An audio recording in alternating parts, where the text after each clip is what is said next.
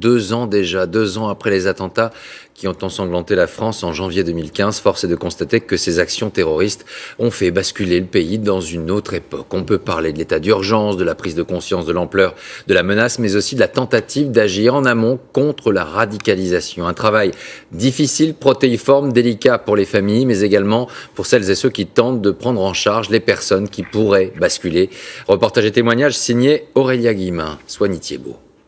Est-ce que ma fille, soit elle m'a parlé de se convertir à l'islam, mais est-ce qu'elle prend le bon chemin?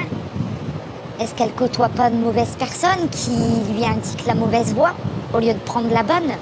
Et quand les attentats sont arrivés, je lui ai demandé qu'est-ce que ça lui faisait. Elle m'a dit s'ils l'ont fait, c'est qu'ils avaient une raison. Et quand elle m'a dit ces paroles, j'ai déclenché le numéro vert.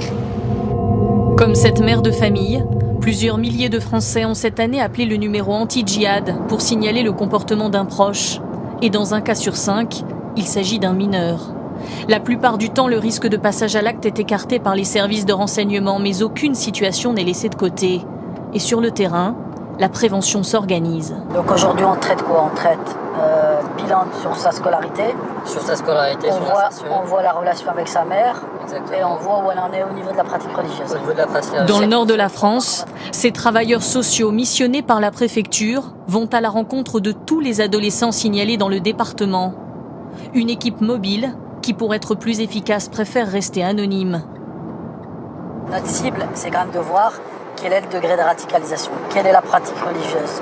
Est-ce que derrière ça, il y a un réseau particulier qui vient effectivement la manipuler? Aller au contact, au moindre signe de radicalisation. Là, c'est à gauche, il me semble. Ouais. Tenter de savoir ce que ces mineurs ont derrière la tête. Depuis que la mère de Zoé a contacté le numéro vert il y a 1 an, l'équipe de prévention est venue chez elle tous les mois. Bonjour. La jeune fille qu'ils ont rencontrée était en grande détresse. Bonjour, comment tu vas? Elle souffrait de l'absence de son père, avait rompu le dialogue avec sa mère et n'allait plus à l'école. Il y a des absences? Non, pas du tout. J'y vais tout le temps. Un contexte de grande fragilité. Et pour l'équipe, une urgence, identifier et comprendre l'origine de son désir de conversion. Aujourd'hui, comment tu t'engages dans la religion? Comment tu pratiques?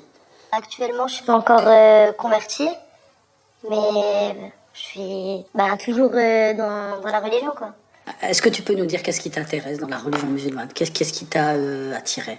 J'ai rencontré une fille en vacances. Elle était musulmane et ouais, c'est parti de là. Moi, c'est vraiment pas quelqu'un qui m'a forcé, c'est moi qui lui ai demandé de parler de sa religion. Et ça m'apaise, ça me fait du bien, ça m'a calmé. Et j'ai besoin d'une foi, moi. Et j'ai trouvé ma foi que dans l'islam. La partie religieuse, elle t'appartient. Même s'il restera quand même un volet important, c'est après comment tu vas être accompagné dans cette conversion. Par qui? Non, moi je sais ce que je fais. Je suis pas... Pour moi c'est bon, je suis pas en danger.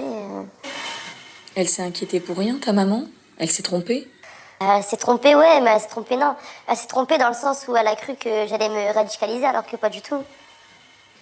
Moi je vais me convertir, je vais pas me radicaliser, du coup je sais pas. Difficile d'imaginer que cette même jeune fille ait pu un jour justifier les attentats. Aujourd'hui d'ailleurs, elle s'en défend et ne veut plus en entendre parler. Provocation d'adolescente ou réel danger de radicalisation? Difficile de dire, même après 9 mois de suivi, ce qui se serait passé si les éducateurs n'étaient pas intervenus.